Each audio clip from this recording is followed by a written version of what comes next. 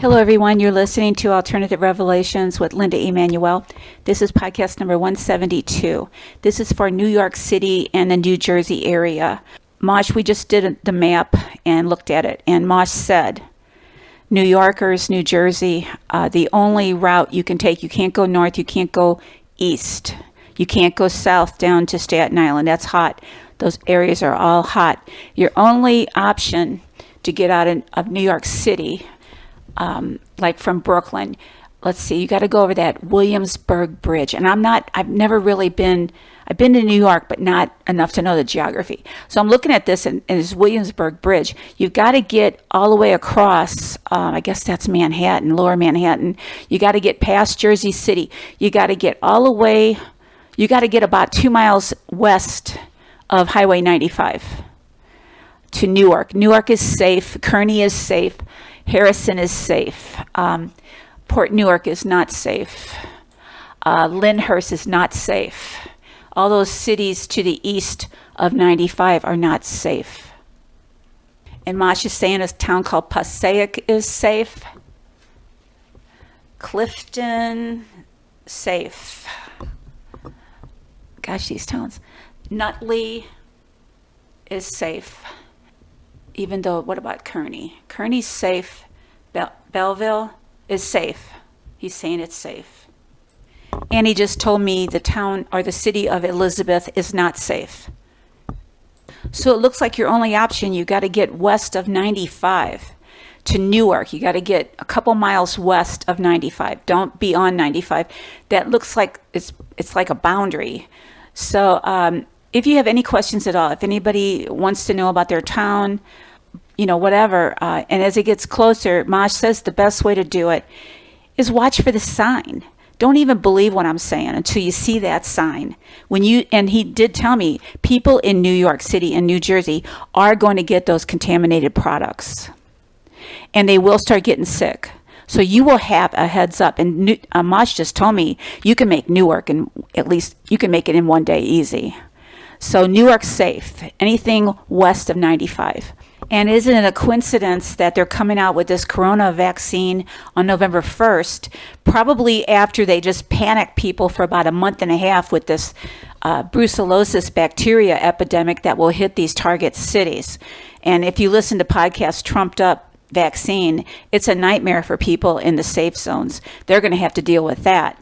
So New Yorkers and New Jersey, it looks like the only option, according to Mosh, is to get west of 95. Get into it. Don't be on 95, but be west of 95. Newark are more west. Okay, so Staten Island's hot. Stay off of that. Don't go there.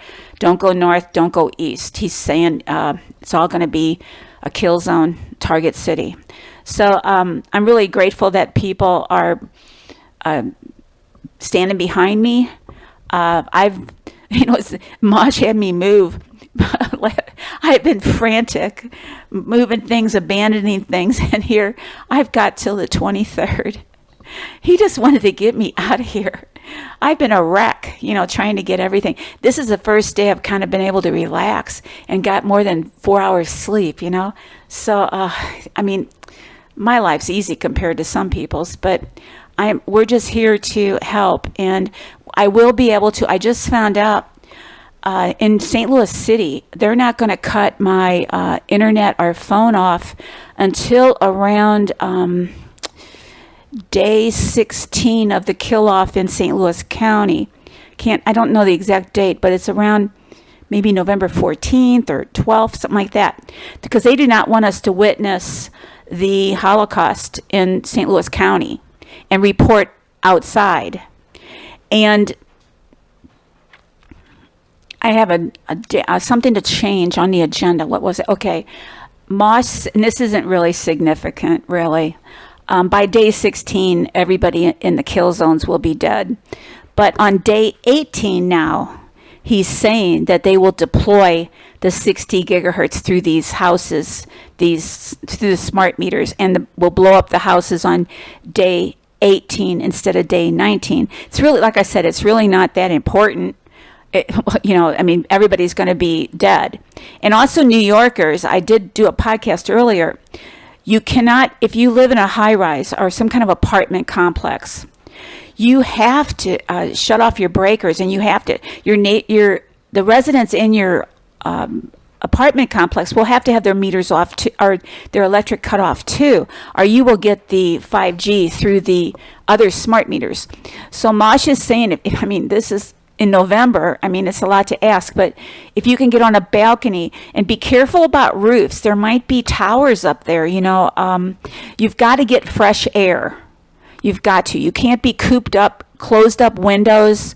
If you can open a window, get the fresh air into your apartment. If you live in an apartment, if you live in a house, you've got to shut off those breakers if you're going to be trapped in New York or in New Jersey during this kill off. So if you live in a high rise, you've got to turn the breakers off, and try to turn the breakers off in the entire building. And if not, on a balcony, try to keep getting fresh air.